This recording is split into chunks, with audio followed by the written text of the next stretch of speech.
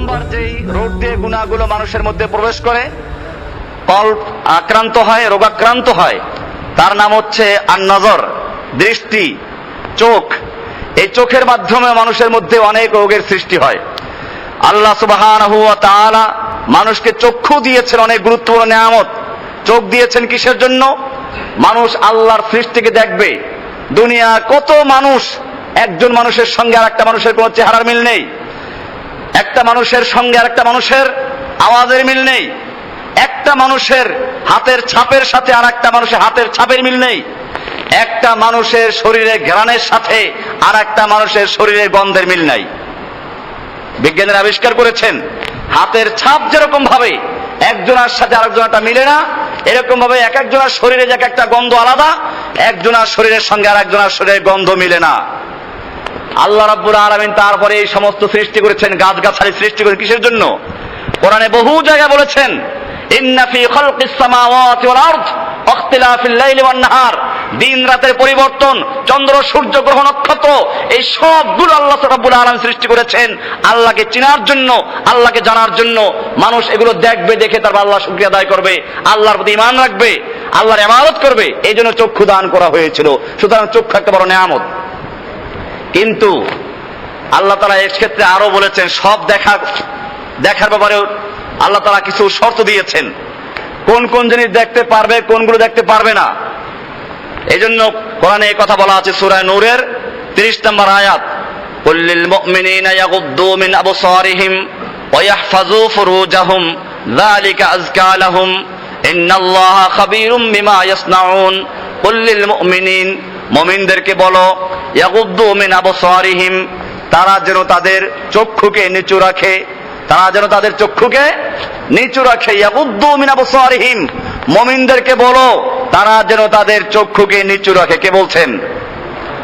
প্রত্যেকে খেয়াল রাখতে হবে। রাস্তায় চলার সময় আমরা কোন দিকে নজর করি? খালি হারাম জিনিস বলতে শুধু মেয়ে লোকের দিকে তাকানো না, অন্যের সম্পদের দিকে তাকানো, অন্যের বড় বড় বিল্ডিং এর দিকে তাকানো, আর মনে মনে কল্পনা করে আমি যদি করতে পারতাম। এগুলোও গুনাহ, কারণ এর মাধ্যমেও আমার অন্তরের মধ্যে গুনাহ প্রবেশ করছে। এজন্য আল্লাহ তাআলা বলছেন, কুল্লিল মুমিনিনা, মুমিনদেরকে বলো, ইয়াগুদ্দু মিন আবসারিহিম, তারা যেন তাদের দৃষ্টি শক্তিকে নিচু করে রাখে, ওয়া ইয়াহফাযু ফুরুজাহুম, এবং তারা যেন তাদের লজ্জাস্থানকে হেফাজত করে, যালিকা আযকা লাহুম, আল্লাহ তাআলা বলছে এটাই তাদের জন্য পবিত্রতম বিষয়। ইন্নাল্লাহা খাবীরুম বিমা ইয়াসনাউন, মানুষ যা করে আল্লাহ তাআলা খবর রাখেন। তুমি কানে কানে চাইলা না আড়াইয়ে চাইলা, আল্লাহ তাআলা সব কিছু জানেন। পুরুষদেরকে বললেন, এরপরে মেয়েদেরকে আলাদা করে বলছেন, ওয়া কুল্লিল মুমিনাতি ইয়াগুদুদনা মিন আবসারিহিন্না, মুমিন মেয়ে লোকদেরকে বলুন তারাও যেন তাদের চক্ষুকে নিচু রাখে এবং তাদের লজ্জাস্থানকে হেফাজত করে। চোখের সাথে লজ্জাস্থানের সম্পর্ক কি? আল্লাহর রাসূল সাল্লাল্লাহু আলাইহি ওয়াসাল্লাম ব্যাখ্যা দিয়েছেন যে চোখেরও জিনা আছে। আন আবি হুরায়রা রাদিয়াল্লাহু তাআলা আনহু আন নবী সাল্লাল্লাহু আলাইহি ওয়াসাল্লাম قال كتب على ابن আদম نصيبه من الزنا, প্রত্যেকটা মানুষের এক একটা অঙ্গের সাথে জিনার সম্পর্ক আছে, প্রত্যেকটা অঙ্গের সাথে জিনার সম্পর্ক আছে। ইউদরিকুল্লাহ মহালাতান, সে এগুলো প্রত্যেকটা অঙ্গ দিয়ে মানুষ জিনা করে। আল আইনান জিনাহুমা আন-নজর, দুই চোখ এর জিনা হচ্ছে দেখা।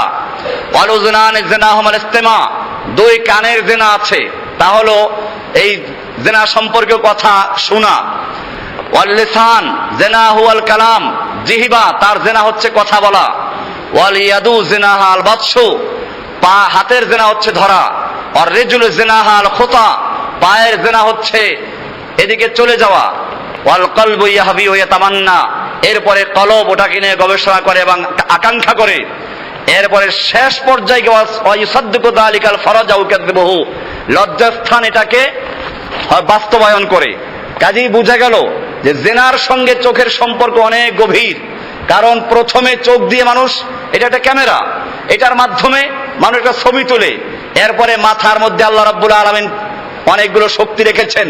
মানুষের যেমন 5টা ইন্দ্রিয় আছে, বাহ্যিকভাবে মুখ দিয়ে কথা বলে, নাক দিয়ে ঘ্রাণ নেয়, জিহ্বা দিয়ে মজা নেয়, এরকম ভাবে কান দিয়ে শুনে, এরকম শরীরের চামড়া দিয়ে স্পর্শ করে। এরকম ভাবে মানুষের 5টা ইন্দ্রিয় আছে, গোপন ইন্দ্রিয়, যা আল্লাহ সুবহানাহু ওয়া তাআলা মাথার মধ্যে রেখেছেন। মাথার প্রথম অংশে আছে একটা কুওয়াতে মুতাসাররিফা, এরপর আছে কুওয়াতে মুতাখাইয়িলা, 5টা ইন্দ্রিয় মানুষের ভিতরে কাজ করে। যখন কোনো ব্যক্তি চোখ দিয়ে দেখে তখন এটা ছবি হয়ে যায়, আর এক জায়গায় সংরক্ষণ করে, এরপরে আর এক জায়গায় এটা নিয়ে গবেষণা করে। এইভাবে আল্লাহ রাব্বুল আলামিন এগুলো তো দিয়েছিলেন আল্লাহর কুদরতকে গবেষণা করার জন্য, তোমার এই বাজে গবেষণা করার জন্য আল্লাহ তাআলা দেন নাই। সেজন্যই বলা হয়েছে একদিকে চোখ যেমন আল্লাহর নেয়ামত, আর একদিকে বলা হচ্ছে ইন্নান নাজরাতা সাহামুন মাসমুমুন মিন সিহাম ইবলিস, নিশ্চয় দৃষ্টি শক্তি হচ্ছে ইবলিসের বিষাক্ত তীর সমূহ থেকে একটা তীর। ইবলিসের বিষাক্ত তীর সমূহ থেকে একটা তীর। ফামান গাদ্দা বাসারাহু লিল্লাহি, সুতরাং যেই ব্যক্তি নিজের চক্ষুকে হেফাজত করে নিচু রাখে, আওরাসাহুল্লাহু হালাওয়াতান ইয়াজিদুহা ফি কলবিহি ইলা ইয়াউমিল কিয়ামা ইয়াউমিন ইয়ালকাহু, আল্লাহ রাব্বুল আলামিন তার অন্তরের মধ্যে এমন এক প্রকারের স্বাদ এবং মজা দান করেন যেটা সে আল্লাহর সাথে সাক্ষাৎ করা পর্যন্ত অনুভব করতে থাকে। তার মানে হচ্ছে যারা চক্ষুকে হেফাজত করবে, অন্যদিকে তাকাবে না, কিয়ামতের দিবস এবং জান্নাতে তারা আল্লাহর চেহারার দিকে নজর করতে পারবে। এটাই এখানে বলা আছে, যে ব্যক্তি চক্ষুকে হেফাজত করলো, চক্ষুকে হারাম জিনিসের দিকে তাকানোর থেকে হেফাজত করলো, সে তার অন্তরের মধ্যে এক প্রকারের প্রশান্তি, এক প্রকারের স্বাদ অনুভব করবে, যেটা আল্লাহকে দেখা পর্যন্ত সে চালু থাকবে। তাহলে আল্লাহকে দেখবে সে। এই জন্যই আল্লাহ রাসূল সাল্লাল্লাহু আলাইহি ওয়াসাল্লাম বলছেন, তোমার এই চোখটা হচ্ছে শয়তানের একটা বিষাক্ত তীর। অনেকে প্রশ্ন করে হঠাৎ যদি নজর পড়ে যায়, আর আমাদের সমাজে প্রচলিত আছে একবার দেখা যায়। আল্লাহর রাসূল সাল্লাল্লাহু আলাইহি ওয়াসাল্লাম, শয়তান কতভাবে ধোঁকা দেয়। আল্লাহর রাসূল সাল্লাল্লাহু আলাইহি ওয়াসাল্লাম পরিষ্কার করে বলেছেন, এটা তো উম্মতকে বাঁচাবার জন্য। হঠাৎ নজর পড়ে গেল, তাহলে কি করবে? সঙ্গে সঙ্গে ফিরিয়ে আনবে। এইটা মাফ করা হয়েছে। এখন আপনি একবার তাকাইলেন, তারপর দেখতেই রইলেন, অথবা আপনি জানেন যে একটা মেয়ে লোক আছে পিছনে, তারপরে দেখলেন, এইটা মাপ না। আল্লাহর রাসূল সাল্লাল্লাহু আলাইহি ওয়াসাল্লাম পরিষ্কার করে দিয়েছেন, আন জারীর রাদিয়াল্লাহু তাআলা আনহু قال سألت رسول الله صلى الله عليه وسلم عن النظر الفجاءة, হঠাৎ যদি নজর পড়ে যায় সেটার জন্য কি গুনাহ হবে? আল্লাহর রাসূল সাল্লাল্লাহু আলাইহি ওয়াসাল্লাম বললেন, ফাকালা ইসরিফ বাসারাক, তুমি তোমার চক্ষুকে সঙ্গে সঙ্গে ফিরিয়ে নাও। মুসলিম শরীফের হাদিস, তিরমিজি শরীফের হাদিস, দারেমি, মুসনাদে আহমদ, এই সব কিতাব হাদিসটা আছে যে ইসরিফ বাসারাক, তুমি তোমার নজরকে সঙ্গে সঙ্গে ফিরিয়ে নাও। ওটা মাপ। অনিচ্ছাকৃত যেটা তোমার নজর পড়ে গেছে ওটা আল্লাহ সুবহানাহু ওয়া তাআলা মাফ করে দিবেন। কিন্তু তুমি ইচ্ছা করে একবার দেখা জায়েজ, এই জন্য দেখলা যে শয়তানের আরেকটা গুনাহ, তুমি আল্লাহর নবীর সাথে প্রতারণা করেছো, একটা তো গুনাহ করলা, আরেকটা হলো হাদিস দিয়ে দলিল পেশ করে আরেকটা গুনাহ করেছো। মদ খাওয়া এমনি গুনাহ, এমনি হারাম। আর যদি কেউ বিসমিল্লাহ বলে খায় তাহলে কাফের হয়, কারণ মজাক করলো। হারাম করলে মানুষ কাফের হয় না, সব হারাম করলে কাফের হয় না। একজন লোক মদ খায় কিন্তু সে জানে হারাম, বিশ্বাস করে হারাম, আল্লাহর হুকুম মানা উচিত, এতে কাফের হবে? কাফের হবে না, তার তওবার দরজা খোলা আছে। কিন্তু যদি একটা লোক মদ খায় আর মনে করে এটা হালাল, মদ খাইলে কি হয়? মদ খাইলে কি হয়? বিসমিল্লাহ বলে মদ খাওয়া শুরু করলো, উপহাস করে মজাক করলো, সঙ্গে সাথে ঈমান চলে যায়, কাফের হয়ে যায় লোকটা। এই জন্য বুঝতে হবে, হঠাৎ নজর পড়ে গেছে ভিন্ন কথা, তওবা করো আল্লাহর কাছে। কিন্তু এটাকে জায়েজ করার জন্য আবার তুমি বললে একবার দেখা জায়েজ, এটা আর একটা হারাম কাজ করলা তুমি, এটা আগেরটার চেয়ে বড় গুনাহ। এই জন্য এই ধরনের ভাবে হাদিসকে পরিবর্তন করা বা হাদিসের দ্বারা গুনার দলিল পেশ করা, এটা আর একটা গুনাহ। এই জন্য আমাদের খুব খেয়াল রাখতে হবে। এটা শুধু এইখানে না, মানুষ অনেক জায়গায় এই কাজগুলো করে, হারাম কাজ করে, গুনাহ করে তারপরে সেই গুনার সপক্ষে দলিল পেশ করে হাদিস দিয়ে।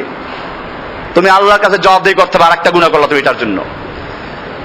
কোরআনে কারীম আল্লাহ সুবহানাহু ওয়া তাআলা এই জন্য ইরশাদ করেছেন, ওয়ালা তুতি' মান আগফালনা কলবাহু আন যিকরিনা ওয়াত্তাবা হাওয়াহু ওয়া কানা আমরুহু ফুরুতা, আপনি ওই সমস্ত লোকদের অনুসরণ করবেন না যাদের অন্তরকে আমার জিকির থেকে গাফেল করে দেওয়া হয়েছে। তারা বিভিন্ন জিনিস দেখে দেখে দুনিয়ার প্রতি আকৃষ্ট হয়েছে, আমার জিকির থেকে গাফেল হয়ে গেছে। আমার জিকির, আল্লাহ তাআলা গাছ সৃষ্টি করেছেন আল্লাহকে দেখার জন্য।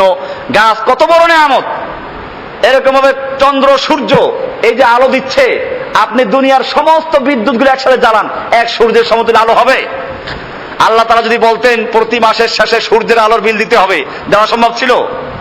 রাতের বেলা চাঁদের আলো, এই যে আম খাচ্ছেন, জাম, লেচু, কাঁঠাল, কি মিষ্টি ফল, এগুলো যদি সূর্যের আলো না পড়তো মিষ্টি হতো? চাঁদের আলো না পড়লে আলো হতো? তারকার আলো, এটার জন্য এর আবার রং আসে। এই সবগুলো কুদরতি ভাবে সৃষ্টি করা হয়েছে। আল্লাহ সুবহানাহু ওয়া তাআলা এইগুলো দেখার জন্য, এইগুলো বুঝার জন্য মানুষকে চোখ দিয়েছিলেন। কোরআনে বলা আছে, লাহুম কুলুবুল লা ইয়াফকাহুনা বিহা ওয়া লাহুম আ'য়ুনুল লা ইউবসিরুনা বিহা। আমি ওদেরকে কান দিয়েছিলাম শোনার জন্য, চোখ দিয়েছিলাম দেখার জন্য, অন্তর দিয়েছিলাম বুঝার জন্য। উলাইকা কাল আনআম, তারা এগুলো কিছুই করে নাই। আল্লাহ বলছেন উলাইকা কাল আনআম, এইগুলো হচ্ছে পশুর মতো। কারণ পশুরও কান আছে, ওরও কান আছে, পশুও কিছু বুঝে নাই, ও বুঝে নাই, এই জন্য বলছেন কাল আনআম, এরা পশুর মতো। এরপর আল্লাহ বলছেন বালহুম আদল, বরং পশুর চেয়ে আরো পথভ্রষ্ট, আরো খারাপ।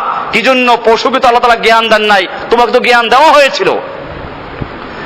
এই জন্য যেটা দ্বিতীয় নাম্বার যে রুট আমি আলোচনা করেছিলাম তা হচ্ছে ফুদুলুন নজর, অতি দৃষ্টি, দৃষ্টি শক্তিকে হেফাজত করা। এটা আমাদের খুব খেয়াল রাখতে হবে। আল্লাহ